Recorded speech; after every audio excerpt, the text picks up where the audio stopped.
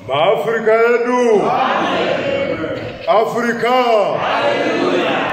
Tichaverenga mirayiro yaMwari negumi. Exodo 20.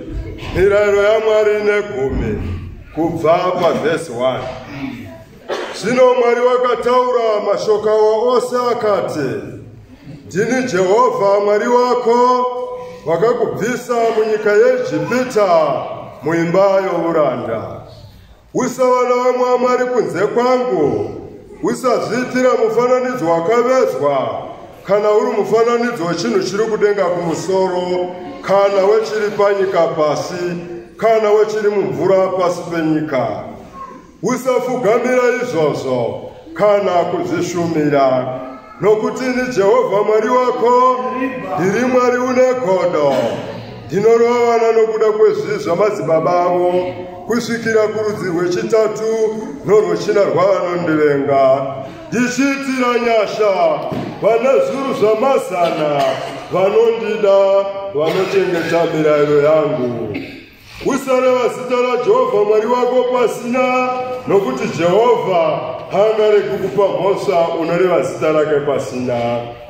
Rangarira zuva reSabata kuti urichengete rive dzvene, ubate mazuva matanhatu, uite mabasa ako ose.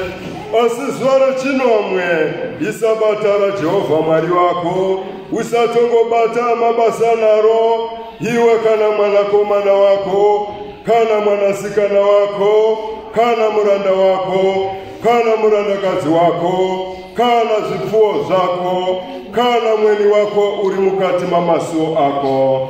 Nokuti namazuva matanhatu Jehovha wakaita denga napasi negungwa nezvose zviri mukati mazvo, akazorora nezuva rechinomwe. Naizvozvo Jehovha akaropafadza zuva reSabata akariita dzvene. Kudza baba vako namai vako, kuti mazuva ako ave mazhinji panyika yaunopiwa naJehovha Mwari wako.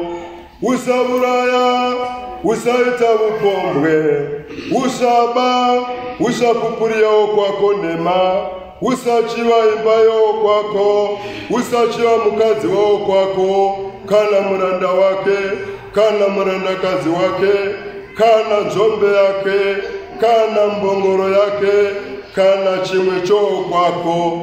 Kuzai Jehovha. Amen. Kuzai Jehovha. Amen.